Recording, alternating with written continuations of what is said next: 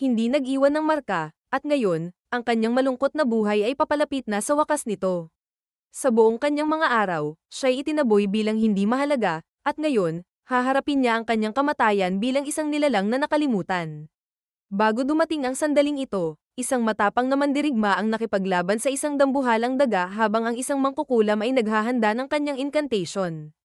Ang batang lalaki, na nakatayo sa gilid, ay nanunood ng kaguluhan habang ito'y nagaganap. Ang espada ng mandirigma ay nagbigay ng matinding suntok, ngunit ang halimaw ay nagtiis, hindi tinatablan ng atake. Agad na sumigaw ang mandirigma kay Jolene na tapusin na ang kanyang spell. Sa wakas, inilabas ni Jolene ang isang malakas na bola ng apoy, nilamon ng halimaw sa mga apoy at nakuha ang tagumpay para sa kanilang pangkat.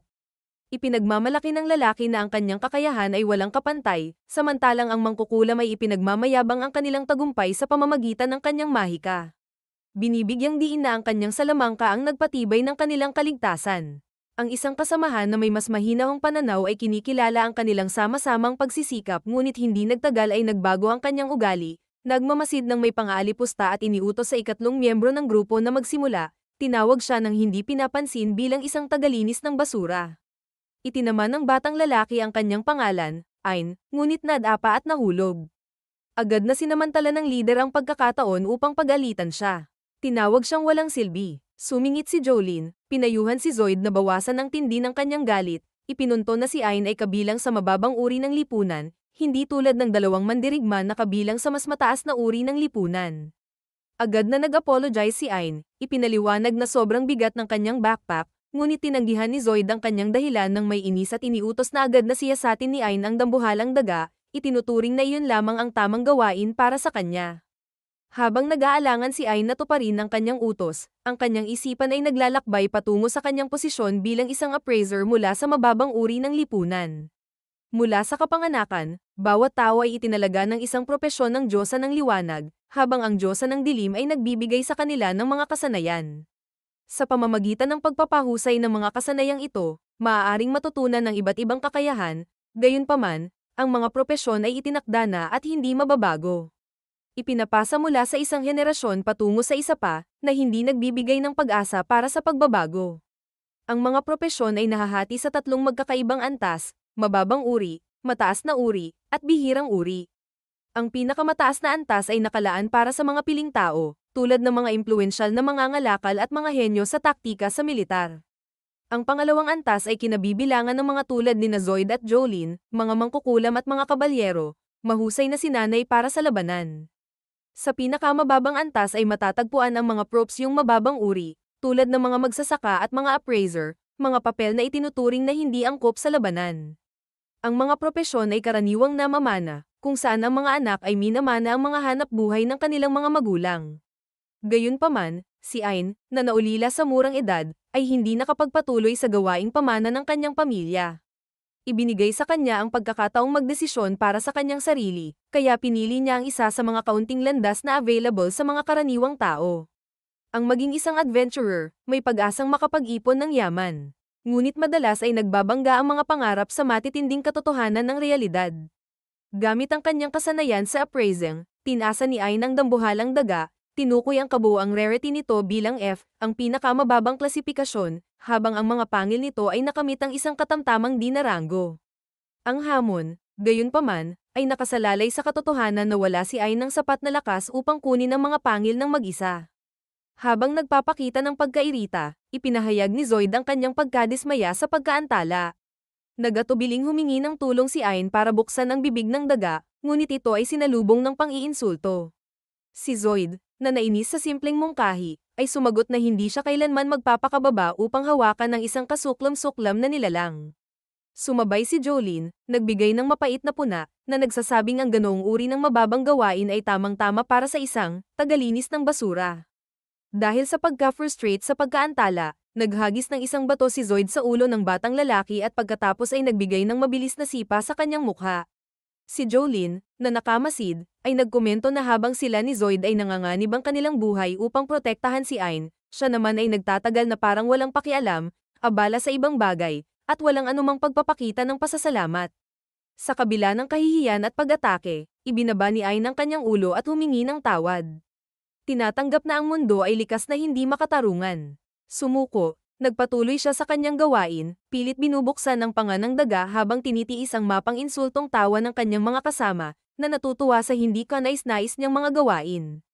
Nagtawa si Zoid, binigyang diin ang kababaan ng isang appraiser, binanggit na ang tanging layunin ng mga ito ay ang mag-transport ng mga bangkay ng mga nilipol na nilalang papunta sa guild, kung saan ang mga magical na instrumento ang magbibigay ng tamang pagsusuri.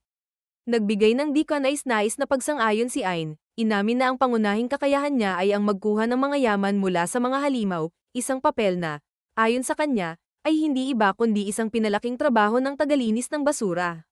Nagpatuloy si Zoid, ipinagmamalaki ang kanyang sinabi na ang pagpapayag kay Ain na sumali sa kanilang pangkat ay isang akto ng kabutihang loob, na ang tanging layunin ay hindi nila nais na damumi ang kanilang mga enchanted na bag sa mga kasuklam-suklam na labi. Dahil dito, nagpatuloy ang dalawang mandirigma, iniutos kay Ain na tapusin ang kanyang gawain ng walang pagkaantala. Naiwan si Ain, nanginginig ang kanyang mga labi, may halong kalungkutan at pagkabigo sa kanyang mga mata, ngunit ang tanging magagawa niya ay tiisin ang kahihiyan. Habang ang grupo ay nagpapatuloy sa paglalakad ng mas malalim sa dungeon, hindi inaasahang natagpuan nila ang walang buhay na katawan ng isang hellhound. Hindi nagatubili si Zoid, nagbigay ng utos sa tagapili ng basura na siyasatin ang bangkay. Nagatubili si Ain, ipinahayag ang kanyang pag-aalinlangan, binanggit na ang natuklasang ito ay kakaiba, ayon sa mga record ng guild, ang mga ganitong nilalang ay hindi dapat matatagpuan sa dungeon na ito. Nang makita ni Zoid ang alalahanin ni Ain, nilate niya ito at pinatigil siya ng isang matinding sipa na nagpadapa kay Ain sa katawan ng hellhound. Si Jolene, sa kabilang banda, ay ngumiti ng may kasiyahan, binanggit ang mataas na halaga ng mga materyales mula sa hellhound. Ang mandirigma, na tila walang malasakit sa kalagayan ni Ain, ay nag-isip ng malakas, sinasabing ang magandang pagkakatagpo na ito ay nararapat lang ng isang inuman pagkatapos ng kanilang ekspedisyon. Marahil, dagdag pa niya habang may mapanuyang ngiti, ang tavern ay magbibigay din ng pagkakataon para sa ilang pag-flirt sa mangkukulam. Samantala, si Ain ay nagumpisa ng mag-evaluate sa hellhound, tinukoy itong may ranggong B sa rarity, isang mahalagang pagkakatuklas. Habang nagsusuri si Zoid sa paligid, napansin niya ang dalawang magkaibang landas sa kanilang harapan. Sa kanan, nakita niya ang isa pang katawan ng hellhound na kapareho ng nauna. Ang mukha ni Ain ay nagbago, tumaas ang takot sa kanyang mga mata. May mali, at tila may masama na nangyayari. Ang mapa ay malinaw na nagpapakita lamang ng isang landas sa seksyong ito ng dungeon. Galit na galit si Zoid sa mga pangyayari, nagbubunga ng kanyang pagkabigo. Ang leader ng grupo, na nawawala na ang pasensya, ay malamig na nagbanta na aalisin si Ain mula sa kanilang pangkat kung tatanggi siyang magpatuloy. Alam ni Ain ang kanyang mahirap na posisyon at ang kawalan ng ibang grupo na tatanggap sa kanya, kaya nagpasya siyang magpatuloy, kahit na ayaw niyang sumunod. Habang nagpapatuloy ang grupo, natagpuan nila ang mga katawan ng ilang patay na hellhounds. Tiningnan ito ni Zoid ng may kasakiman, iniisip na ito ay isang posibleng ginto ng yaman. Ngunit muling nagsalita si Ain, nag-aalala pa rin, tinukoy ang kakaibang kalikasan ng sitwasyon, kung ang mga nilalang na ito ay pinatay ng mga adventurers. Tiyak na naaani na ang mga materyales mula rito. Naiinis na sa patuloy na pagtutol, inutusan siya ng leader na manahimik. Ngunit bago pa magpatuloy ang usapan, isang pack ng buhay na hellhounds ang sumulpot mula sa mga anino, harangan ng kanilang daraanan. Napagtanto nilang sila ay malaki ang pagkatalo at hindi sapat ang kanilang kagamitan upang makipaglaban sa maraming kalaban. Nagmamadali ang grupo upang magplano ng pagtakas. Isang madilim na solusyon ang iminungkahi ni Zoid, paralisahin si Ain at gamitin siyang pang-akit upang mailihis ang mga hellhounds. Ang mangkukulam, nang walang pag-aalinlangan, ay pumayag sa walang pusong plano. Bago pa makapagtanggol si Ain, siya ay panaralisan ng mahika. Wala nang magawa, iniwan siya ng kanyang mga kasamahan at tumakas. Isinusumpa siya upang matiyak ang kanilang kaligtasan. Ang mga hellhounds ay sumugod kay Ain, ang kanilang mga pangil ay sumalansang sa kanyang katawan ng may malupit na puwersa. Ang matinding sakit ay nagdulot ng pagkabasag ng mahikang paralisasyon, at bigla siyang nagkaroon ng ilang saglit ng kailanawan. Ang desperasyon ay kumawala sa kanya, kaya't kinuha niya ang isang bato mula sa malapit at tinamaan ang dalawang halimaw gamit ang natitirang lakas.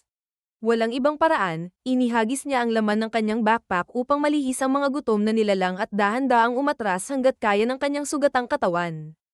Bagaman ang mga sugat ay nagdulot ng matinding sakit sa bawat hakbang, nagpatuloy si Ain, ngunit natagpuan niyang ang daraanan patungo sa kaligtasan ay naharang ng mismong mga kasamahan niyang nagtraidor sa kanya. Napilitan siyang maghanap ng ibang paraan, at natisod siya sa isang alternatibong landas, na diretso siyang dinala sa gilid ng isang matayog na bangin. Nakatayo sa gilid ng bangin, hinarap ni Ayn ng isang nakakabagabag na pagpipilian, mamatay ng brutal sa mga humahabol na hellhounds o magtapon ng sarili sa kalaliman at yakapin ang hindi tiyak. Habang ang kanyang buhay ay nasa bingit ng kamatayan, nag-isip si Ayn. Ang mapait na ironya ay humawak sa kanya habang nire-reflect niya ang walang kabuluhan ng kanyang pag-iral, isang buhay na ginugol sa pagyuko sa mga tao tulad nina Jolene at Zoid, tiniis ang kahihiyan, at walang nakuhang kapalit. Iniwan at walang mga kakayahang ipagtanggol ang sarili, pinasan niya ang sisi sa kanyang sariling kakulangan. Sa matinding determinasyon, naglakad siya pasulong at nagtapon ng sarili sa walang katapusang kalaliman. Matapos ang ilang sandali, isang mala-angel na anyo na parang isang maningning na babae ang lumitaw at nilapitan ang dagwang noo ni Ayn, ipinagkaloob ang isang malumanay na halik dito. Dahan-dahan, nagsimulang magbalik ang kanyang ulirat, malito at hindi sigurado kung siya ay nakulong pa rin sa isang panaginip habang ina-adjust ang kanyang mga mata sa maningning na anyo sa harap niya. Matapos magmulat ng ilang ulit, nawala ang kalabuan, at natagpuan niyang nakatayo siya sa harap ng isang dambuhalang puno. Ang kanyang mga sugat ay milagrosong gumaling na walang bakas ng sakit. Palibot ng lugar ay isang walang katapusang pagbulusok ng mga talon ng tubig, na kumikislap na parang likidong kristal. Nang masusing tignan, napansin niyang ang mga patak na bumabagsak ay mula mismo sa puno ng mundo, na kilala sa alamat dahil sa walang kapantay na kakayahan nitong agad na magpagaling ng mga sugat at maglinis ng mga karamdaman. Habang ang mata ni Ayn ay tumitig sa mataas na puno, nagsimula niyang maunawaan ang kadakilaan nito. Hindi ito isang ordinaryong puno, kundi ang puno ng mundo sa tunay nitong anyo, isang pinagmumula ng walang katapusang mana, namumuhay ng walang hirap kahit wala ang araw. Isang alon ng hindi paniniwala ang bumalat sa kanya, dahil lagi niyang itinuturing ang puno ng mundo bilang isang alamat lamang. Ang mga sinaunang kwento ay nagsalaysay ng isang puno na minsang nagpayaman sa mundo gamit ang kanyang mahikal na enerhiya, isang mahalagang puwersa na nagpapatakbo ng pag-iral ng lahat ng nilalang. Mula sa hangin na puspos ng mana mula sa puno, kinukuha ng mga tao ang asensya nito, at binabago ito sa kanilang mga katawan. Ngunit, malawak ang paniniwala na ang puno ng mundo ay natuyo na at naging isang alamat na lamang. Ang patuloy na paggawa ng mana ay nagdulot ng maraming tanong. Matagal nang nagteorya ang mga iskolar na maaaring may iba pang mga puno ng mundo na scattered sa buong mundo, ngunit wala pang napatunayan na ebidensya ng mga ganitong tuklas. Habang iniisip ito, maingat na inilapat ni Ayn ang kanyang kamay sa balat ng puno. Tahimik na ipinagpapasalamat ang buhay na iniligtas nito. Bigla, isang melodyosong boses ng babae ang umabot sa kanyang pandinig. Nagulat siya, at tumingin sa paligid, ngunit nang walang makita, iniisip niyang ito'y isang laro lamang ng kanyang imahinasyon. Ang katahimikan ng lugar ay tila kakaiba. Walang mga halimaw na nag-aaligid sa kalawakan ng dungeon, isang matalim na kaibahan sa malupit na kapaligiran na kanyang tinakas. Ngunit ang kakaibang katahimikan na ito ay nagdulot ng kaba sa kanya habang pinag-iisipan ang susunod na hakbang. Malinaw na hindi plano ni Zoid at Jolene na magpadala ng sinuman upang kunin ang tinatawag nilang mang-uusap ng basura. Ang kawalan ng pagkain sa paligid ay lalong nagpapatibay sa kanyang matinding kalagayan. Harapin ang papalapit na banta ng pagkagutom, tinanggap ni Ayn na ang tanging opsyon lamang niya ay harapin ang hindi tiyak at maghanap ng isang daan palabas.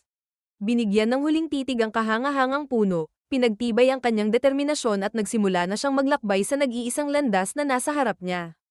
Habang papalayo, muling nagpakita ang mahiwagang anyo, ang kanyang mala-espiritong katawan ay naglalabas ng isang aura ng tahimik na layunin.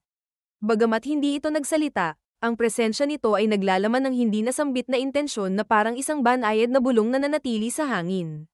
Maingat na naglakbay si Ayn sa hindi patuklas na landas, ang kanyang isipan ay puno ng bigat ng hindi tiyak. Ang teritoryong ito ay lubos na hindi pamilyar, kahit sa mga pinakamatagal ng adventurer ng guild. Ang posibilidad na makatagpo ng mga nilalang na mas malakas pa kaysa sa mga hellhounds ay matinding bumigat sa kanyang isipan. Ngunit, sa kabila ng takot na dumadapo sa kanyang dibdib, tinipon niya ang lakas ng loob upang magpatuloy, ipinangako na tatalikuran na ang mga tanikala ng kanyang mga pagdududa at pagkabahala. Mula sa sandaling ito, nagdesisyon si Ayn na kontrolin ang kanyang kapalaran. Sa muling pag-asang muling nabuhay, yumuko siya at kumuha ng isang matalim na bato mula sa lupa. Binuo ito bilang isang improvised na sandata. Mahigpit niyang pinaghawakan ito, pinatibay ang sarili at nagpatuloy, handang harapin ang anumang pagsubok na haharapin. Matapos ang ilang oras, bagamat naghahanda sa posibilidad ng pakikisalamuha sa mga halimaw, wala siyang nakitang anuman na kakaiba. Isang mabilis na pakiramdam ng ginhawa ang damaloy sa kanya nang magtiwala siyang baka malapit na niyang matuklasan ang 100 palabas. Ngunit, ang kanyang sandaling kapayapaan ay biglang nabasag nang ang isang talam ay dumaan sa hangin ng napakabilis. Tinamaan ang kanyang tainga. Ang matinding sakit ay nagpadapa sa kanyang mga tuhod. Agad niyang inabot ang kanyang tainga. Ngunit bago pa siya makagawa ng ibang reaksyon, ang parehong nakamamatay na sandata ay tumama muli, at may kasamang katiyakan, pinutol ang ilang daliri niya. Ilang sandali matapos iyon, isang anyo ang lumitaw mula sa mga anino. Mabilis na sinuri ni Ai ng umaataking nilalang at nakilala ang pamilyar na katangian ng isang gremlin, isang mahirap hulihin. Rango S na demonyo na bantog sa hindi mapapantayang bilis at nakamamatay na liksi. Walang pag-aalinlangan, inilunsad ng gremlin ang sunod-sunod na mabilis na salakay, bawat isa ay nagdudulot ng karagdagang pinsala kay Ain. Walang magawa at hindi makagalaw dahil sa kanyang mga sugat, na pagtanto ng bata, ang pag-unawa sa kakayahan ng kalaban lamang ay hindi sapat upang mapagtagumpayan ito. Sa isang maayos na galaw, inilipat ng gremlin ang sarili sa likuran niya, itinaas ang kanyang pang-ani upang ibigay ang huling. Nakamamatay na suntok. Pinaikit ni Ai ng kanyang mga mata, naghihintay sa katapusan, ngunit hindi tumama ang saksak. Nang naglakas loob siyang buksan ang kanyang mga mata, nakita niyang ang gremlin ay na-freeze sa kanyang kinaroroonan, at pagkatapos ay napisa sa ilalim ng bigat ng isang mas malaki at mas mahusay na nilalang. Ang nakakatakot na nilalang na nakatayo sa kanyang itaas ay isang death bear, na nakaranggo rin sa S, na-freeze sa takot, na natiling paralisado si Ain, hindi makagalaw sa presensya ng napakalakas na puwersa. Ang oso ay tumama ng may malupit na katumpakan, ang mga kuko nito ay sumugat sa kanyang mukha at pumasok sa kanyang mata. Sumigaw si Ain sa matinding sakit, ang kanyang katawan ay nanginginig dahil sa pinsala habang walang humpay na dumadaloy ang dugo, ngunit ang pagdurusa ay nagsimula pa lamang. Pagkatapos, hinawakan ng death bear ang bata sa kanyang malaking pagkakahawak, pinos ang kanya sa napakalakas na puwersa, na nag-iwan sa kanya bilang isang sirang, walang buhay na balat. Habang ang halimaw ay itinataas ang kanyang ulo upang mailabas ang isang malakas na ungol. Nagpasya si Ai na sumuko sa hindi maiiwasan, ang kanyang isipan ay nagbigay daan sa katapusan. Gayunpaman, isang agos ng dugo ang sumalubong sa labor into, hindi mula kay Ain, kundi mula sa death bear mismo. Sa kalayuan, isang misteryosong nilalang ang nagsalita ng kanyang pagkadismaya sa pagkatawag upang iligtas ang isang simpleng tao. Mamaya, nagising si Ain sa harap ng World Tree. Ang kanyang mga sugat ay nakakagulat na gumaling. Sa kanyang harapan ay nakatayo ang isang kahanga-hangang anyo, na tila nilikha mula sa isang alamat, ang kanyang presensya ay ethereal. Hawak niya ang isang maramdaming tasa ng tsaa, ang kanyang ekspresyon ay mapayapa at masalimuot. Wala siyang ibinigay na salita, tanging isang banayad ng ngiti. Hindi sigurado kung paano tumugon, nanginginig ang mga mata ni Ain sa paghanga habang ang nilalang na tumulong sa kanya, na nagpakilalang ina ng dalaga, ay sinabi na ang kanyang anak ay nagpakahirap upang may handa ang tsaa para sa kanya. Pinilit niyang inumin ito na para bang wala nang mas masarap pa kaysa rito sa kanyang buhay. Nahihiya, inialok ng dalaga ang tsaa kay Ain, ngunit nang makita ang kanyang pag-aalinlangan, kinuha ng ina ang tasa mula sa mga kamay ng anak at, walang pakialam sa kakulangan sa ginhawa ni Ain. Ibinuhos ang likido sa kanyang lalamunan. Sa kabila ng pagkailang, hindi naiwasan ni Ain na ipahayag ang kanyang pagkagusto sa inumin, na labis na ikinatuwa ng dalaga na napakislat ang kanyang mga tainga sa gullet. Nahulog sa intensity ng sandali, pabigla-biglang sinabi ni Ain na siya'y napakaganda, na nag-udyok sa ina na bigyan siya ng babala, anumang malaswang iniisip tungkol sa kanyang anak ay haantong sa seryosong parusa. Muling inalala ni Ain ang kanyang mga sinabi at nagtanong kung sila nga ba ang nagligtas sa kanya. Tumugon ng puting buhok na babae na si Yuri ang nagpumilit na iligtas ang binata. Itinanggi naman ni Yuri na ginawa niya ito, kaya't ipinaliwanag ng ina na kung hindi dahil sa kanyang pagpupursige, maaaring namatay na ang binata. Nagpasalamat si Ain na nagdulot muli ng pagpisil ng maliliit na tainga ng dalaga. Napansin ito ng ina at agad sinipa si Ain sa mukha, sabay sabing tratuhin niya ang dalaga ng may mas mataas na respeto. Kalma namang sinabi ni Yuri sa kanyang ina na mas gusto niyang tawagin siya sa kanyang unang pangalan. Doon lamang naintindihan ni Ain ang tunay na ugnayan nila at nagtanong kung tunay silang magkadugo. Inayos ng dalaga ang kanyang salamin at kinumpirma na sila nga, o kahit paano ay isang bagay na malapit dito. Nagpakilala ang dalaga bilang si Ursula, ang tagapagbantay ng puno ng mundo. Ipinaliwanag niya na mayroong 9 na ganitong mga puno sa mundong ito, at ang mga tagapagbantay ay inatas ang alagaan at protektahan ang mga ito mula sa mga banta. Dahil sa paninirahan ni Yuri sa lugar na ito, nanatili si Ursula sa paanan ng puno. Para kay Ain, tila kakaiba na ituring ng dalaga si Yuri bilang puno, ngunit iginiit ni Ursula na ito ang katotohanan. Si Yuri mismo ang espiritu ng puno ng mundo. Habang iniisip ito, nabanggit ni Ain ang pambihirang ganda ng babae, na nag-udyok kay Ursula na hampasin siyang muli dahil sa kanyang kapangahasan. Pinagsabihan siya na hindi niya ibinalik ang kanyang mata para lang maging bastos. Naalala ni Ain kung paano pinunit ng isang death bear ang kanyang mata.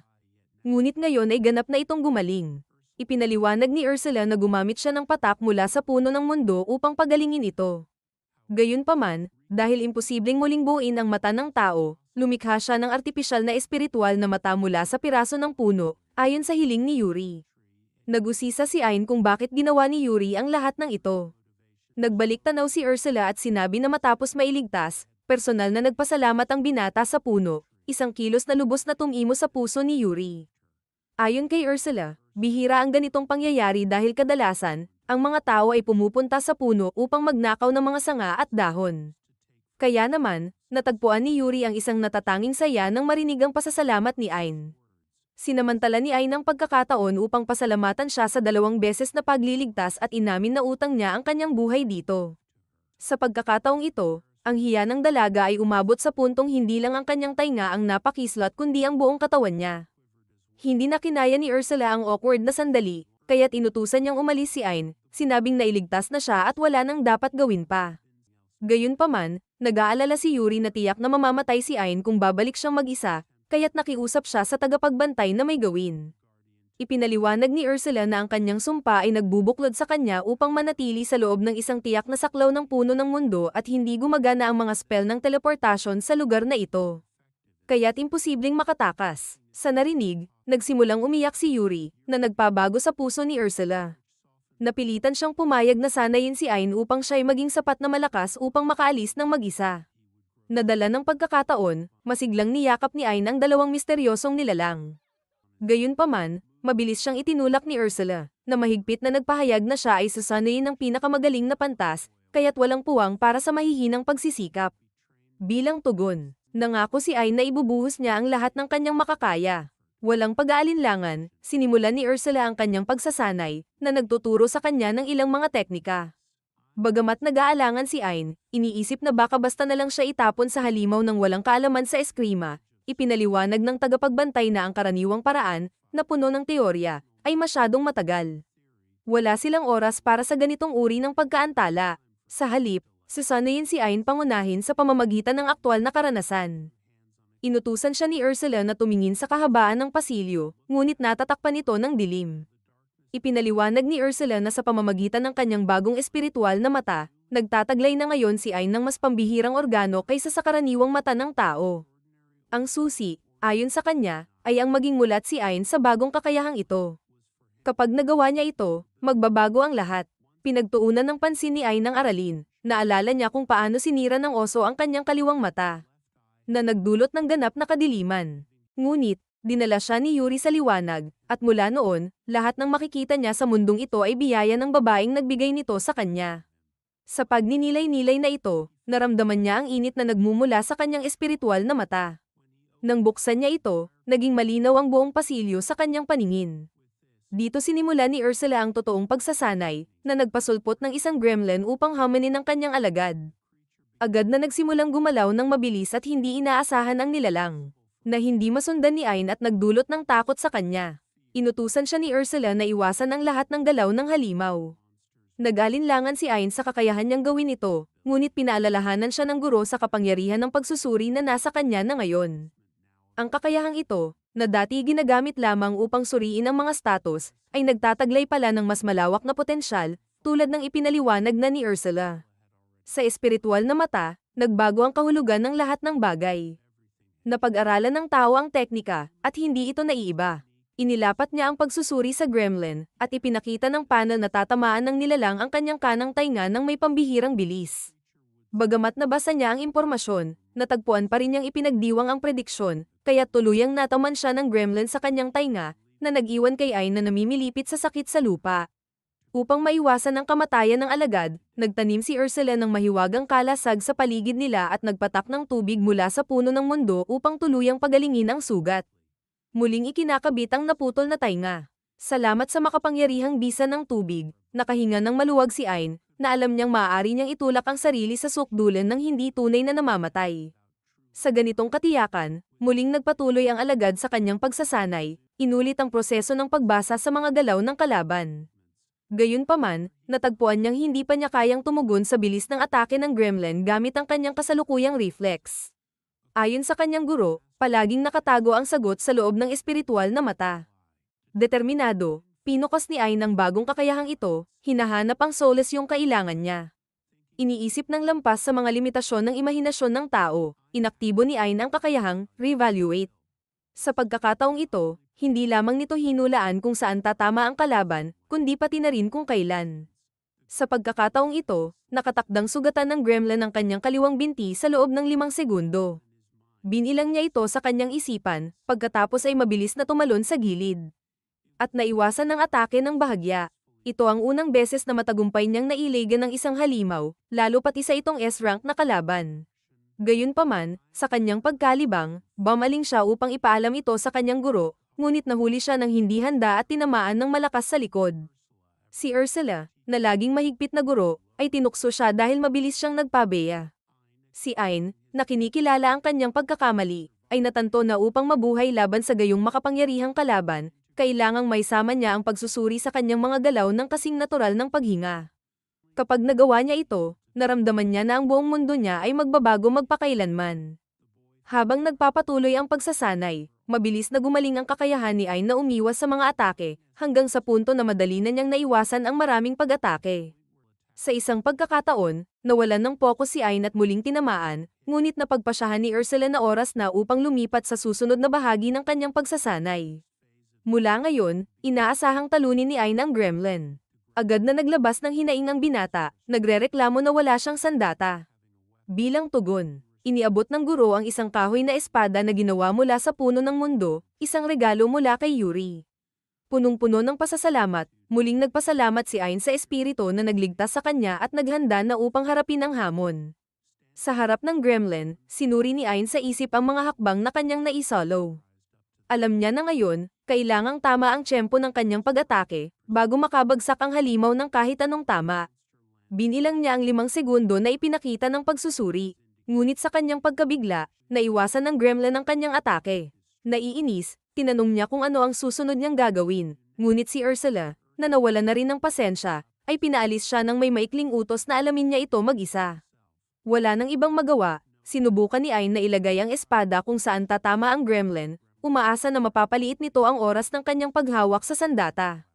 Ngunit nabigo rin ang estratehiyang ito. Napagtanto ni Ain ang kanyang pagkakamali. Tulad niya, kaya ring mag-isip at mag-adjust ng gremlin bago kumilos. Kapag nakita nitong may espada sa harapan nito, iiwasan nito iyon. Napagtanto rin niya na ang mga espiritu at tao ay hindi magkapareho ng paraan ng pag-unawa sa mundo. Sa bagong pagkaunawang ito, itinuon ni Ain ang kanyang espiritual na mata at matagumpay na inaktiba ang super evaluation na nagpapabagal sa takbo ng oras sa paligid niya. Sa taglay na kalamangan, tinamaan niya ng malakas ang ulo ng gremlin. At sa unang pagkakataon, natalo niya ang halimaw. Labis na tuwang-tuwa, ipinagdiwang niya ang kanyang tagumpay. Gayunpaman, mabilis siyang sinampal ni Ursula. Pinaalalahanan siyang masyado pang maaga para sa ganoong uri ng selebrasyon. Ang tunay na hamon, aniya, ay paparating pa lamang. Ang susunod na gawain ni Ain ay talunin ng maraming gremlin na nakakalat sa tunnel ng sunod-sunod. Bagamat tila madali ang gawain para sa kanya, mas mataas ang inaasahan ni Ursula, dahil alam niyang taglay ni Ain ang espiritual na mata. Gayunpaman, oras na para sa susunod na leksyon. Ang susunod na hakbang ay suriin ni Ain ang mga kakayahan ng isang gremlin at nakawin ang teknika nito. Tumutol si Ain, ipinaliwanag na kaya lamang niyang suriin, hindi kumuha ng kapangyarihan. Pinagtawanan ni Ursula ang kanyang kamangmangan, pinaalalahanan siya na ang pagsusuri ay hindi lamang para maunawaan ang kakayahan ng kalaban kundi para rin may sama ang mga ito, lalo na gamit ang kanyang kaliwang mata. Bagamat nag-aalangan, itinuon ni Ain ang kanyang pansin sa isang gremlin na malapit at sinuri ito. Sa sandaling ginawa niya ito, naramdaman niya ang matinding sakit sa kanyang ulo, tila pinilit na pumasok sa kanyang isipan ang kapangyarihan ng gremlin. Sunod, sinubukan ni Ain ang kanyang bagong bilis at nagulat siya sa kanyang pinahusay na kakayahan. Gayunpaman, hindi pa kayang sabayan ng kanyang katawan ng bilis, at napunit ang kanyang mga kalamnan matapos ang isang sprint. Agad siyang pinagaling ni Ursula at ipinaliwanag na normal lang ito. Dahil lalakas ang mga kalamnan sa bawat pagkakataong mapunit ang mga ito. Binigyang diin niya na kailangang pilitin ni Ain ang kanyang sarili at magpatuloy sa pagtakbo hanggang sa tumibay ang kanyang katawan. Sa aral na ito, buong determinasyon na inilaan ni Ain ang kanyang sarili sa pagsasanay, pinipilit ang kanyang hangganan. Sa paglipas ng panahon, naabot ng kanyang katawan ng isang bagong antas ng tibay, at nagsimula siyang magkaroon ng kumpiyansa na kayanan niyang harapin maging ang isang death bear. Gayunpaman, binalaan siya ni Ursula na siya'y nagiging sobrang kumpiyansa. Dahil dito, yumuko si Ain bilang tanda ng pagsisisi, na pagtanto na hindi pa siya handa para sa ganoong hamon. Nang makita ang kanyang pagkadismaya, nagpa siya si Ursula na magpakita ng kaunting kabaitan. Pinayagan niya si Ain na suriin ang kanyang mga kakayahan. Sa bigat puno ng kuryosidad, tinanong ni Ain kung ano ang kanyang kapangyarihan. Bilang sagot, nagpakawala si Ursula ng isang fireball patungo sa kanya. Matapos ang demonstrasyon, ipinaliwanag niya na ginamit niya ang isang teknik na tinatawag na fireball na sinamahan ng discard enchantment, na nagpapahintulot sa gumagamit na magpatawag ng mga spell nang hindi kailangang bigkasin ang incantation. Matapos makarecover mula sa epekto ng spell, agad muling itinuro ng kanyang guro ang parehong spell. Mabilis na inaktiba ni Ain ang pagsusuri at naramdaman ang pagbabago sa kanyang katawan, tila muling nagliliyab ang kanyang katawan. Sa kabila ng pagsasara sa discard enchantment, patuloy na naghagis ng mga fireball si Ursula upang lubos niyang matutunan ang teknika. Sa loob ng 5 araw ng matinding pagsasanay, madalas na nawawalan ng malay si Ain dahil sa kakulangan ng lakas sa mahika. Sa bawat pagkakataon, ginagamit ni Yuri ang mga patak mula sa puno ng mundo upang muling buhayin siya at unti-unting patasin ang kanyang kakayahan. Gayunpaman, para makinabang sa pagtaas na ito, kinakailangan muna ni Ain na ubusin ang lahat ng kanyang reserba ng mahika. Pagkaraan ng 15 araw, kayang magpakawala ni Ain ng 1,000 fireball ng sabay-sabay, bukod pa sa pagkakasanay niya sa iba pang mid-tier spells tulad ng Windstorm. Sa pagkakita sa progreso ng kanyang estudyante, idineklara ni Ursula na dumating na ang oras para sa isang rematch. Hindi nagtagal, natagpuan ni Ain ang sarili na nakaharap sa isang death bear, tagaktak ang pawis dahil sa kaba. Gayunpaman, tiniyak ng kanyang guro na ang kailangan lang niya ay ulitin ang kanyang natutunan at walang awang itinulak siya patungo sa halimaw. Inalala ni Ain kung paano siya minsang iniwan upang mamatay sa isang yungib, ngunit napagtanto niya ang malaking pagbabagong naganap sa kanya. Ang kaalamang ito ang nagbigay sa kanya ng lakas ng loob na magpakawala ng ilang fireball. Gayunpaman, dahil sa kaba, hindi tumama ang alinman sa mga ito. Sa pinakamababa, ang mga sablay na tira ay lumikha ng isang usok bilang harang.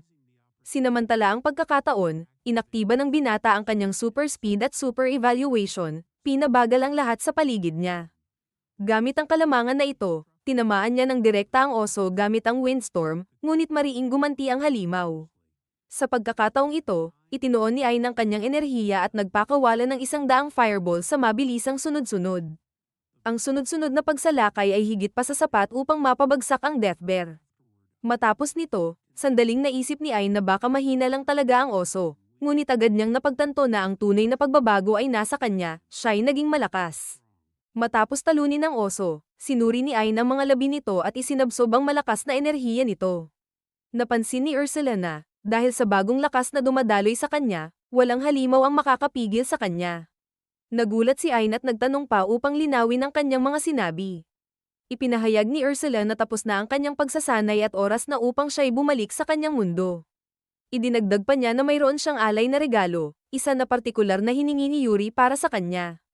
Bagamat halata ang inis ni Ursula, tinanong ni Ain nang may pagkagulat kung ano ang ibig sabihin ng regalong iyon. Ibinigay ni Ursula sa kanya ang isang bato, at ipinaliwanag na magsisilbing batayan ito para gumawa ng isang bagong artipisyal na mata, isang mata na higit na superior kaysa sa mayroon siya, at ito raw ang huling piraso mula sa puno ng mundo. Nagdadalawang isip si Ain at nagatubili, ipinahayag na ang kasalukuyan niyang mata ay kahanga-hanga na at wala siyang pangangailangan sa bagong mata. Ngunit matigas na sumagot si Ursula. Iginiit na hindi niya kayang panatilihin ang bato. Ibinabalik ito sa kanya sa oras ng kanyang kamatayan. Inutusan siya ni Ursula na lumuhod, at gamit ang eksaktong galaw, ipinako niya ang bato sa mata ni Ain. Pagkatapos ng proseso, sinabi ni Ain na wala siyang naramdamang kaibahan, at nagsimulang tawagin si Yuri habang hinahanap siya. Bigla itong nagpakita, ang mukha ni Yuri ay namumula sa kahihiyan. Inilahad ni Yuri na siya ngayon ay naging bahagi na ng bagong mata. Ipinaliwanag ni Ursula na dahil ang bato ay mula sa puno ng mundo. Ang paningin ni Ain ay nakaalay na ngayon sa paningin ng puno mismo. Dahil dito, si Yuri ay magiging kasama niya magpakailanman, makikita ang lahat ng kanyang nakikita at makakapagbigay ng tulong saan man siya magpunta. Labis na nasa sabik, inanunsyo ni Yuri na sasama na siya kay Ain at handang magbigay ng pagpapagaling gamit ang tubig na daladala niya. Tumungo si Ain kay Ursula at tinanong kung tunay nga ba niyang aprobado ang kaayusang ito.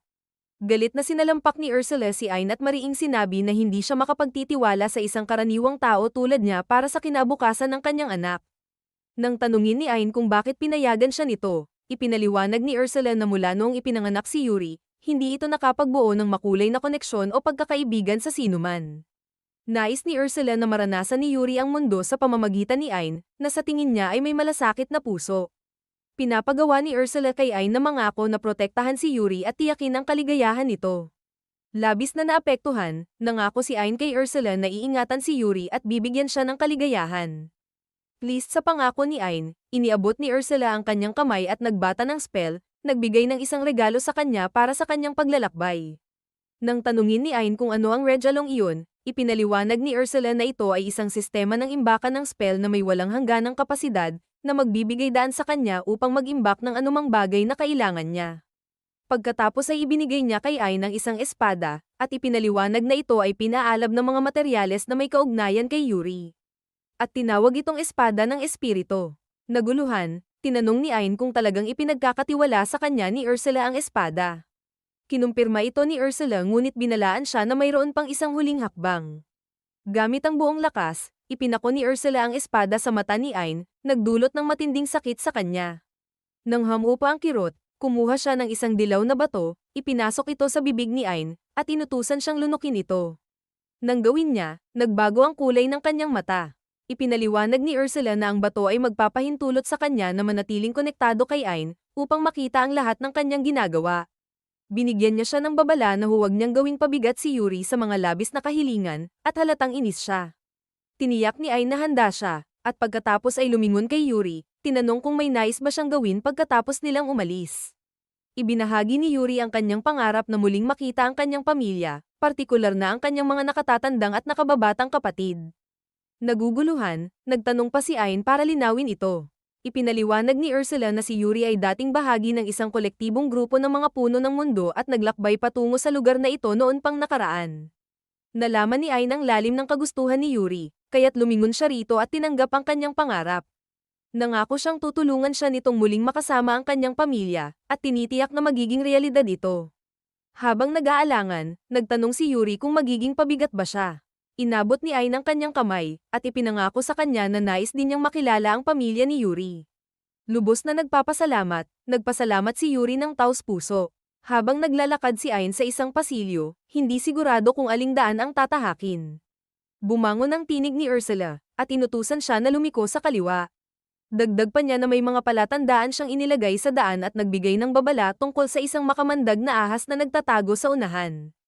Tumugon si Ain ng may kumpiyansa. Nagagamitin niya ang kanyang appraisals upang harapin ang nilalang. Nang makatagpo si Ain ng ahas, mabilis niya itong tinalo. Pagkatapos, pinagsuri niya ang hayop, natuklasan ang mga benepisyo nito, at isinabsob ang lakas nito. Gayunpaman, ang proseso ay masakit, nagdulot ng matinding sakit sa kanyang ulo. Nang umabot na sa sukdulan ng sakit, bigla itong tumigil. Dumating si Yuri, at ipinaliwanag na siya ang nag-alis ng kanyang paghihirap. Nagpasalamat si Ain, at dahil dito, namula si Yuri sa hiya. Lumapit si Ain sa isang malaking pinto, at sinabi ni Ursula na sa kabila nito ay naroroon ang isang dambuhalang at malupit na halimaw na nagbabantay sa puso ng labirinto. Ipinaliwanag niya na ang halimaw na iyon ang tagapagtanggol ng sentro. May matibay na determinasyon, ipinahayag ni Ain na hindi na siya ang mahina niyang sarili noon, at ang kanyang pagsasanay, pati na rin ang lakas mula sa puno ng mundo, ay naghanda sa kanya para sa sandaling ito. Muling nagpakita si Yuri, nag-aalok ng pagpapalakas ng loob at buong tiwala sa kanyang kakayahan upang magtagumpay. Magkasama nilang pinasok ang silid kung saan naroroon ang sentro. Sa loob, natagpuan nila ang isang summoning circle, at mula rito ay lumitaw ang isang dambuhalang halimaw. Nabigla si Ain sa laki nito at sumabog ang kanyang reaksyon, ang laki nito. Agad niyang inutusan si Yuri na bumalik sa kanyang mata para sa kaligtasan, at saka siya sumugod sa nilalang. Ang halimaw ay sumugod ng malupit kay Ain, ngunit nagawa niyang itabi ang pagsabog, kahit na halos sapat na ang lakas nito para pigilan siya. Nanghila siya ng lakas mula sa makamandag na kakayahan na nakuha niya mula sa ahas, at pinakawalan ng lason, na nagsimulang makaapekto sa halimaw, unti-unting nagpapahina rito. Hindi tinatabla ng halimaw, at ginamit nito ang isa pa nitong braso upang magbuga ng sunod-sunod na mga atake, ngunit sa bawat isa, maingat na naiwasan ni Ain. Habang humihingal, bumulong si Ain na muntik na siyang mamatay. Paalala ni Ursula na mayroon pa siyang spell na magagamit, isang spell na kayang tapusin ang laban ng buo. Nagulat si Ain, tinanong kung mayroon nga siyang ganoong kapangyarihan. Kinumpirma ni Ursula, at ipinaliwanag na ang spell na iyon ang susi upang talunin ang halimaw. Tiniyak ni Ain ang kanyang sarili, inihanda ang makapangyarihang incantation, at inilabas ito, tinamaan ng halimaw ng matinding lakas. Bumagsak ang nilalang, talo na. Sa kalituhan, tanong ni Ain kung talagang nagtagumpay siya. Lumapit si Yuri, ang tinig nito ay puno ng saya, at tinitiyak na siya nga ay nagwagi.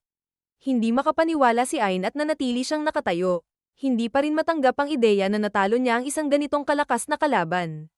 Naiisip niya kung hindi dahil sa walang sawang suporta ni Yuri, imposible ang tagumpay na iyon. Puno ng pasasalamat, hinawakan niya ang kamay ni Yuri at tapat na nagpasalamat sa kanyang walang kapantay na pagtulong. Inutusan ni Ursula si Ain na suriin ang halimaw at kunin ang lakas nito. Nang sumunod si Ain sa pagsusuri, sinabi ni Ursula na wala nang ibang halimaw sa labirinto, kaya't wala nang dapat suriin pa. Inutusan siya nito na magpatuloy patungo sa sentro. Pagdating sa sentro, biglang lumitaw si Ursula sa tabi ni Ain, na nagdulot ng gulat sa kanya. Ipinaliwanag ni Ursula na dahil sa kanilang koneksyon, maaari siyang magpakita sa kanya kahit saan. Ibinunyag ni Ursula na ang sentro ng labirinto ay kahalintulad ng isang soul core. Naguguluhan, tinanong ni Ain kung ano ang ibig sabihin nito. Ipinaliwanag ni Ursula na ang core ay may kakayahang malaki ang itulong sa pagpapalakas ng kanyang lakas. Naisip ni Ain kung makakatulong din ba ito sa pagpapabuti ng kanyang mata at pagpapalakas nito. Nang hindi nagatubili, inutusan ni Ain si Ursula na gamitin ang kapangyarihan ng core upang agad na mapalakas ang kanyang mata. Inilipat ni Ursula ang enerhiya mula sa core papunta sa mata ni Ain. Nang muling binuksan ni Ain ang kanyang mata, agad niyang naramdaman ang malalim na pagbabago, na pagtanto na ang kanyang lakas ay umabot na sa level 2 antas. Ipinaliwanag ni Ursula na kung patuloy niyang talunin ang malalakas na boss monsters sa iba pang mga labirinto, lalago pa ang kanyang lakas. Pagkatapos nilang lumabas sa silid, automatikong nagsara ang pinto sa likod nila. Naguluhan, agad na tumakbo si Ain papunta sa pinto at sinubukang buksan ito muli. Ipinaliwanag ni Ursula na kapag nakuha na ang core ng labirinto, ang daan patungo sa puno ng mundo ay selyado na, at pati na rin ang butas na nahulog si Ain ay isinara na. Tiniyak ni Ursula kay Yuri na ito ay upang matiyak ang kaligtasan ng puno ng mundo at maaari na niyang mamuhay ng tahimik ayon sa kanyang nais. Tinanong ni Ain kung makakabalik ba sila ng ligtas sa ibabaw. May kumpiyansa, inutusan ni Ursula silang magmadali, at nagsimula silang maglakbay palabas ng labirinto. Samantala, sa isang tavern, ipinagmamalaki ni Zoid ang kanyang karanasan sa labirinto sa kanyang mga kaibigan. Binalaan niya sila na huwag pumunta doon, sinabing ang lugar ay puno ng hellhounds. Pinalaki niya ang kwento, nagsabing si Ain ay matapang na nagprotekta sa grupo, kaya't nagkaroon siya at si Jolan ng pagkakataon upang makaligtas. Nagkunwari si Zoid na malungkot, sinabing isinakripisyo ni Ain ang kanyang buhay para sa kanila. At nagsimula pang magbuhos ng peking luha habang nagsasalita. Biglang isang tinig mula sa likod ang nagtanong kung sino ang namatay. Nagulat si Zoid at tumingin pabalik, nakita niyang si Ain na nakatayo, nakasinggulat din.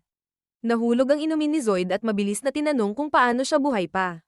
Sagot ni Ain ng hindi alintana, buhay na buhay, gaya ng nakikita mo. Galit at puno ng hinala, hinawakan ni Zoid si Ain sa kwelyo at tinanong kung paano siya nakalabas sa labirinto. Nanatiling kalmado si Ain at ipinaliwanag na tinalo niya ang mga halimaw sa loob. Hindi makapaniwala, tinawag ni Zoid si Ain na sinungaling, idinadaan na hindi kaya ni Ain ang ganoong mga bagay. Isa sa mga kaibigan ni Zoid ang sumingit, tinanong kung bakit galit si Zoid sa taong sinasabing nagligtas sa kanyang buhay. Dito ikinovert ni Ayn ang katotohanan sa lahat, si Zoid at Jolan ay ginamit siya bilang pain para ilihis ang mga Hellhounds at makaligtas sila. Ang ibang mga mandirigma sa tavern ay galit na nagbuhos ng inumin kay Zoid at nagsimulang sumugod sa kanya. Lumapit si Ayn upang humadlang, pinakiusapan ng mga tao na huminto. Ipinaliwanag ni Ayn na sa kabila ng lahat, kung hindi siya isinama ni Zoid sa koponan, hindi niya makikilala sina Yuri at Ursula o makakamtan ng lakas na taglay niya ngayon. Lumapit si Ayn kay Zoid, ipinaabot ang kanyang taos-pusong pasasalamat, at umalis.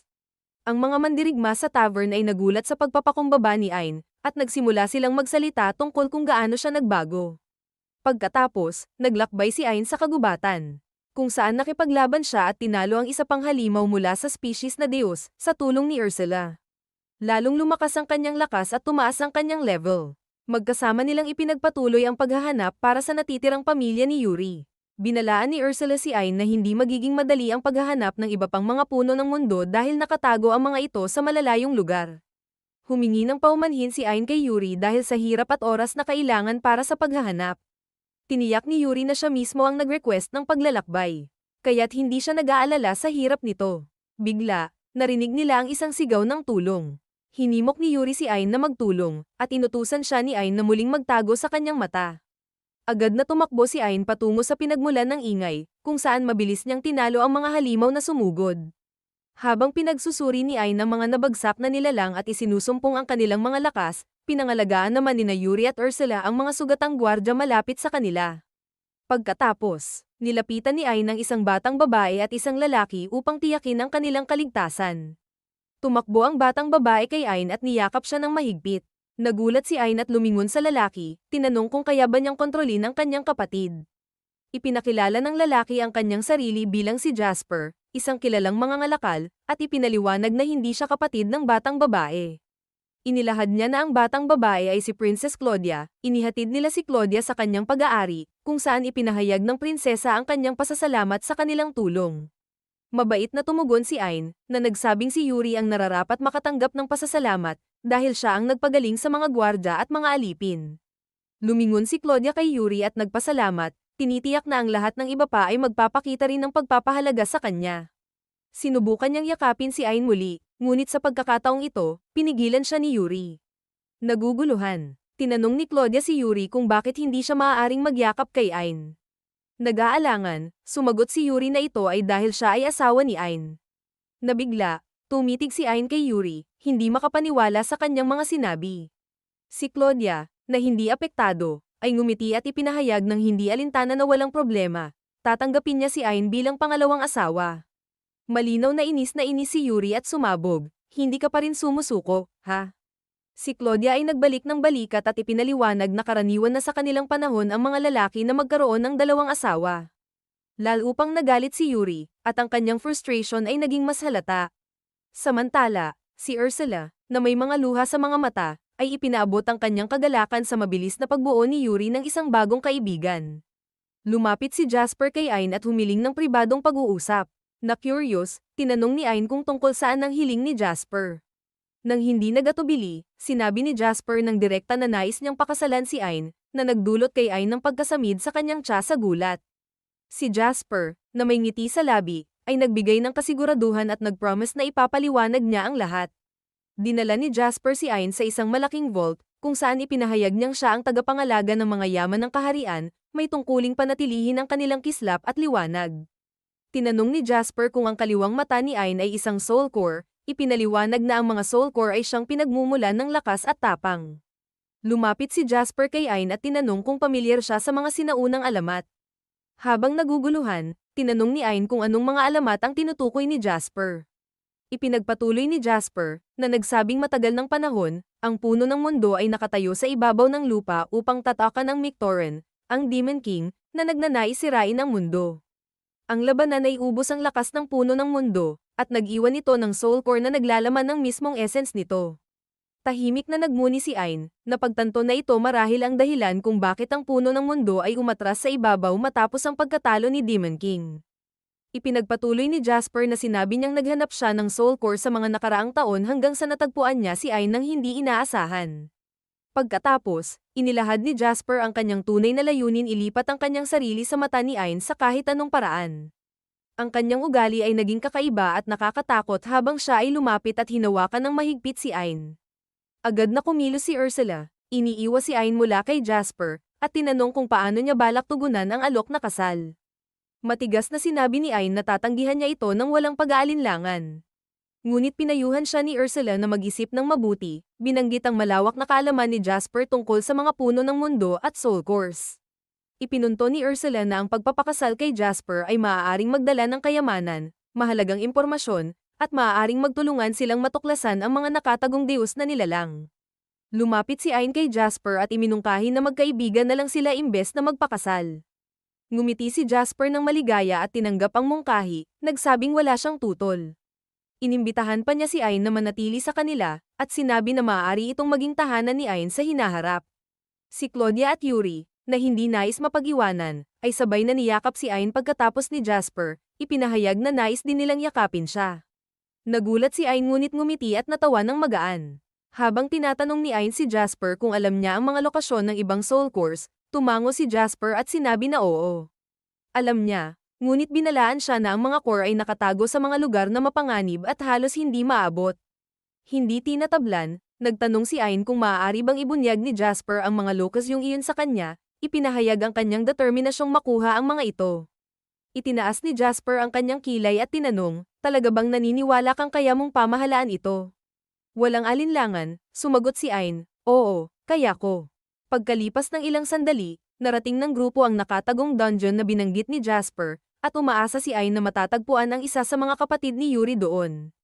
Nang maramdaman ng kaba ni Yuri, marahang pinapayuhan ni Ayn siyang magpakatatag, at tiniyak na gagawin niya ang lahat ng kanyang makakaya upang magtagumpay silang magkasama. Habang nagsisimula silang pumasok, umabot si Ayn sa isang sagabal na pader. Ipinaliwanag ni Ursula na ang pader ay may spell ng teleportasyon, na magpapahintulot sa kanila na pumasok sa dungeon sa tuwing mahahawakan nila ito. Pagkapindot ni Ayn, agad siyang nadala sa isang malawak na kagubatan na nakatago sa loob ng labirinto, na nagdulot ng kanyang pagkabigla. Agad na inisip ni Ursula na may mga malalakas na ilusyon na nagbabago ng tunay na anyo ng dungeon. Nagtataka pa si Ayn nang mapagtanto niyang ang buong tanawin ay isa lamang ilusyon. Ang kanyang pagmumuni-muni ay biglang naputol ng masayang boses, na nagsabi na narito na ang nakatatandang kapatid. Halos sabay na nakilala ni Yuri ang boses bilang kay Pina. Ang kanyang kapatid, kahit hindi nila nakikita ang anuman sa paligid.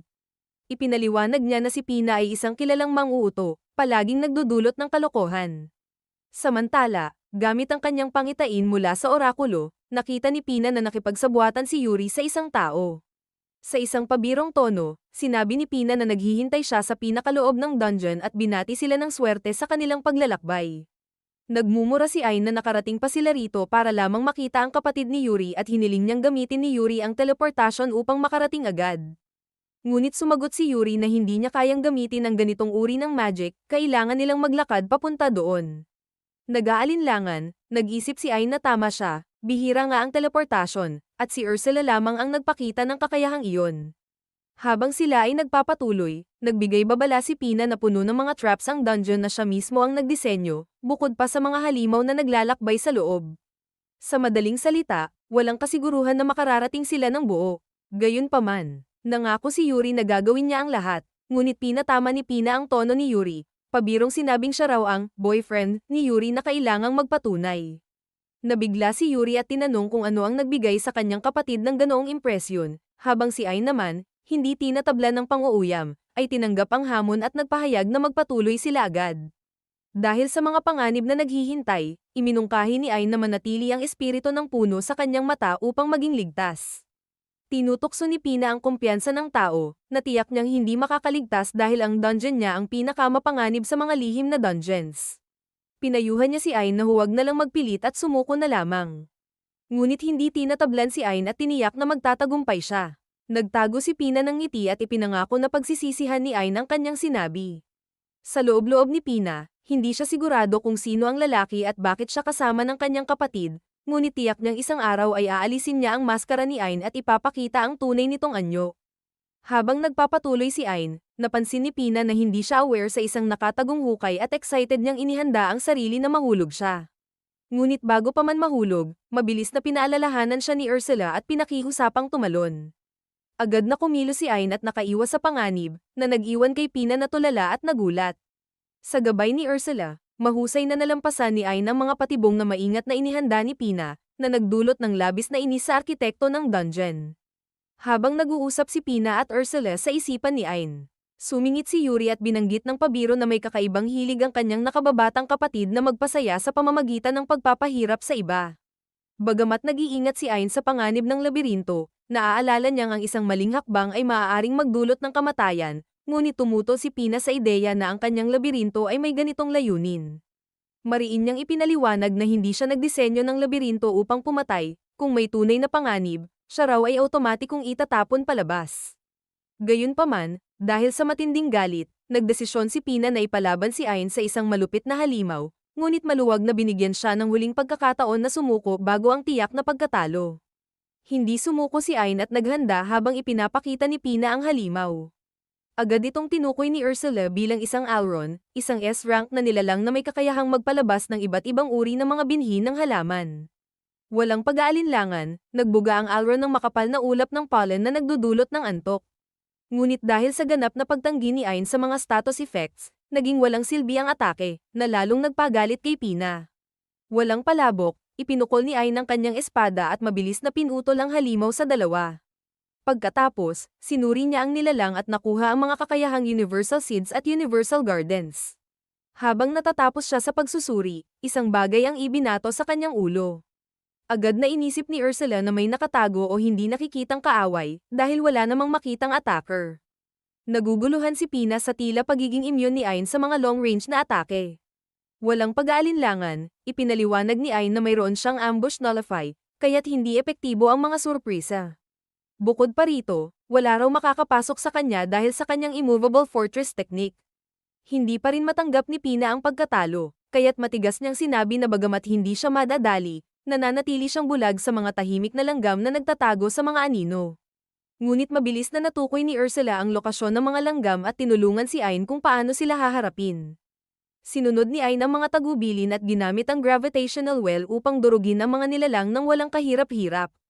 Agad niyang sinuri ang mga ito at nakuha ang kakayahang stealth at back attack. Sa puntong ito, naglaho na ang pasensya ni Pina at nagalit na siya. Tinatanong kung paano ang batang ito ay kayang pumatay ng mga S-rank na halimaw nang hindi man lang nahirapan. Tahimik na ipinaliwanag ni Ain na ipinasa sa kanya ni Yuri ang ilang nakaw na kakayahan. Nagdulot ito ng galit na reaksyon kay Pina. Nagalit na galit sa kanyang kapatid, habang si Yuri naman ay tumatangis at ipinahayag na nadismaya siya sa kanyang bunso. Sa kabila ng magulong emosyon, mabilis na nagbalik sa kanyang composure si Pina, hindi hinayaang hadlangan siya ng pagkatalo. Determinado siyang maaga muli ang kontrol, kaya tinawag niya sina Art Ion at Center upang umatake. Ngunit gamit ang super acceleration, mabilis na nawasak ni Ain ang dalawa sa isang suntok. Agad na inusisa ni Ursula ang mga nabanggit na nilalang. Kaya't nakuha ni Ain ang steel thread at sticky thread mula sa spider, pati na rin ang magic archery at arrow dodging mula sa humanoid na kabayo. Ngayon na nakapatay na siya ng 2 S-rank na halimaw ng sunod-sunod, nagsimulang madama ni Pina ang bigat ng sitwasyon. Habang dahan-daang kumakalat ang kaba, tinanong niya si Ain kung siya ba ay isang uri ng pinakamataas na halimaw. Sumagot si Ain ng may ngiti at sinabing wala siyang ibang layunin kundi maging isang simpleng evaluator. Samantala, sa isang malalayong bahagi ng parehong kagubatan, pilit na naglalakad si Zoid, labis na napapagod, hanggang sa matapilok siya sa isang nakatukod na ugat ng puno. Nagngangalit ang mga ngipin, pinagmumura niya ang kanyang malas at, tulad ng dati, itinuturo si Ain bilang dahilan ng kanyang pagkatalo.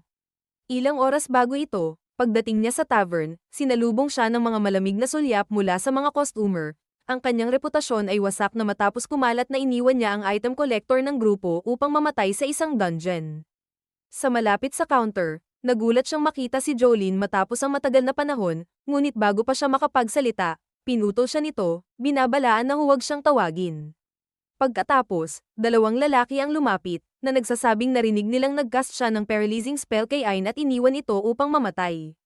Agad na ipinasa ni Zoid ang sisi kay Jolene, ngunit hindi nagtagal, nag-iyak si Jolene ng peke at nag-imbento ng kwento na siya ang pinilit gawin ito ni Zoid. Desperado siyang ipagtanggol ang sarili, sinubukan niyang ipaliwanag na isang palabas lamang iyon, ngunit hindi na nakinig ang mga tao.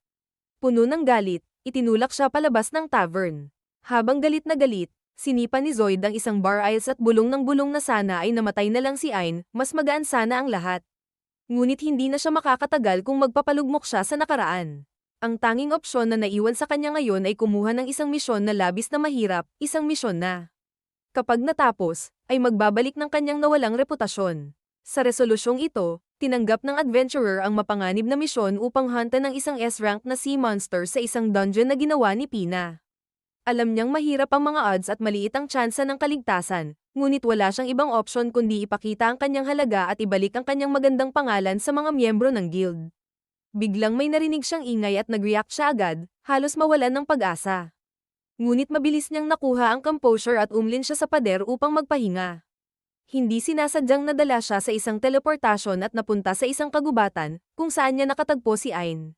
Nalaman niyang nahulog siya sa isang lihim na dungeon, at intindi niya na kailangang harapin ang mga halimaw na kasing takot-takot ng mga hellhound. Kahit na ang hamon ay napakabigat, wala siyang ibang choice kundi ang harapin ito at ipakita ang kanyang kakayahan. Ngunit habang naglalakad siya sa kagubatan, natapilok siya sa isang nakatagong hukay na puno ng mga pangil, at akala niya itiyak na kamatayan na.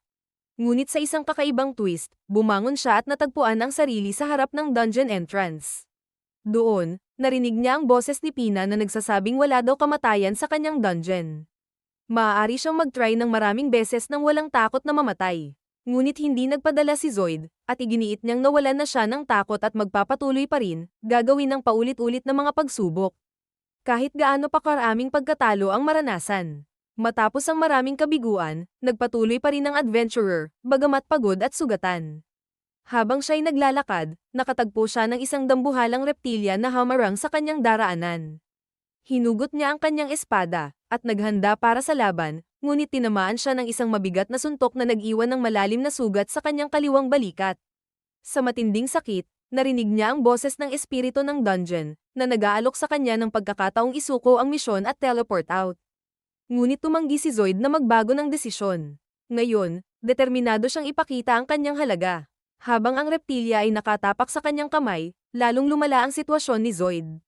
Ngunit hindi pa rin siya sumusuko, pinaikit niya ang mga mata, naghihintay ng tiyak na wakas.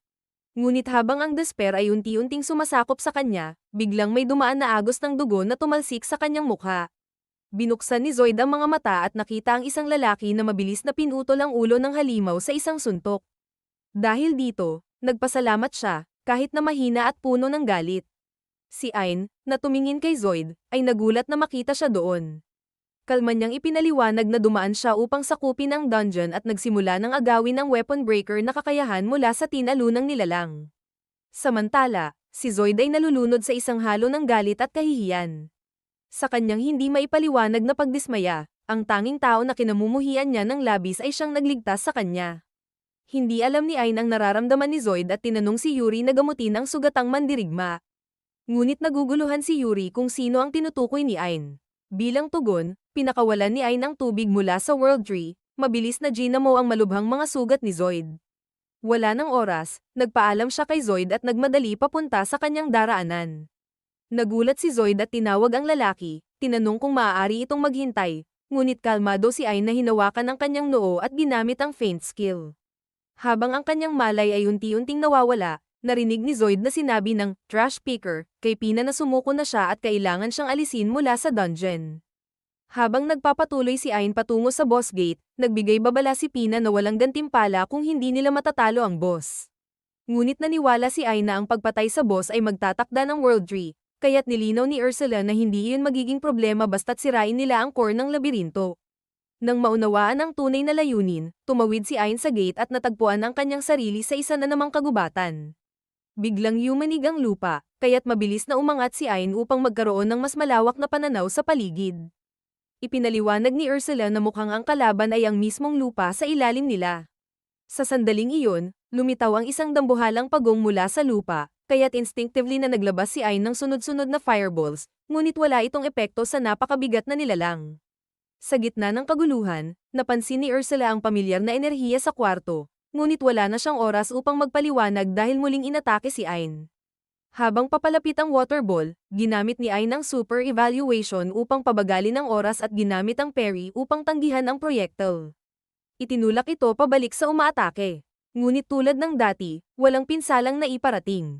Habang nag-iisip kung paano talunin ang ganitong kalakas na kalaban, pansamantala siyang nab-distraction at nakuha siya ng isang mabagsik na stomp. Ngunit sa totoo lang, hindi siya kumilos dahil sa sarili niyang desisyon, matagal na niyang pinaghihinalaan na ang halimaw ay isang ilusyon lamang. Siguradong sigurado, pinigilan niya ang kanyang daliri at ginamit ang dispel ability, inutusan ng halimaw na ipakita ang tunay nitong anyo. Nang mag-disintegrate ang pagong, natuklasan ni Ain na wala itong halaga at ito'y isang maliit na walang kwentang hayop lamang.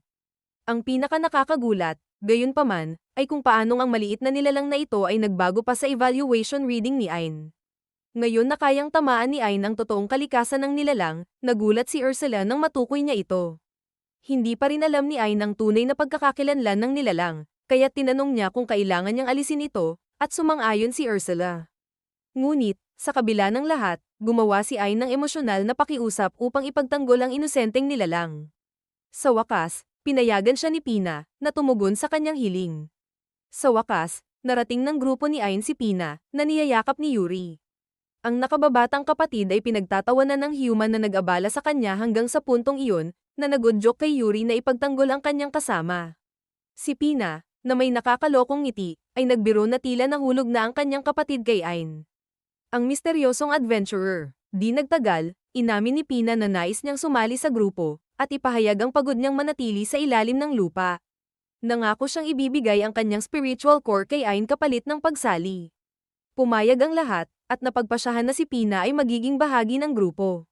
Dahil dito, ang pagong ay nagbukas ng kanyang tunay na anyo, ang hitsura ng isang tao, at ipinakilala ang sarili bilang si Kurohemi, ang tagapangalaga ni Pina at anak ng Black Turtle, isa sa 4 na banal na hayop. Nakangiting tinawag niya si Ursula na Little Ursula, kaya't nagulat si Ain sa respeto na ipinakita ng kanyang guro para sa tagapangalaga. Sa labis na paggalang, hiling ni Ain kay Kurohemi na payagan si Pina na sumali sa grupo. Sumang-ayon naman ito, ngunit may isang hiling si Kurohemi, nais niyang magbigay ng isang pabor kay Little Ain. Inabot niya kay Ain ang isang Philosopher's Stone at ipinaliwanag na nais din niyang sumama sa grupo, at ang batong ito ang magpapahintulot dito. Ibinunyag din ni Kurohemi na ang kanyang kakayahan ay barrier, na tiyak na magiging mahalaga sa kanilang paglalakbay. Sumang-ayon ang lahat, at hiling ni Kurohemi kay Ursula na isama ang Spirit Core ni Pina at ang Philosopher's Stone sa artificial na mata ni Ain. Pagkatapos, habang masiglang pinag-uusapan ng grupo ang kanilang susunod na pakikipagsapalaran, natapos ni Ursula ang proseso ng core, na nagpapataas ng level ng mata ni Ain sa level 4. Habang pinagmamasdan ni Ain ang mga bagong kasama sa grupo, naramdaman niyang magiging mas exciting pa ang kanilang paglalakbay dahil sa mga bagong miyembro. Pinaka-importante, tila tunay na masaya si Yuri. Ngunit, ang misyon ni Ain ay malayo pa, mayroon pang 6 na kapatid na kailangang matagpuan, at tungkulin niyang hanapin silang lahat. Samantala, si Zoid ay nagkamalay sa harap ng dungeon, isang patak ng tubig ang tumulo sa kanyang mukha. Tumulo ang mga luha sa kanyang mata nang mapagtanto niyang ang nagligtas sa kanya ay ang parehong scavenger mula sa kanyang dating grupo.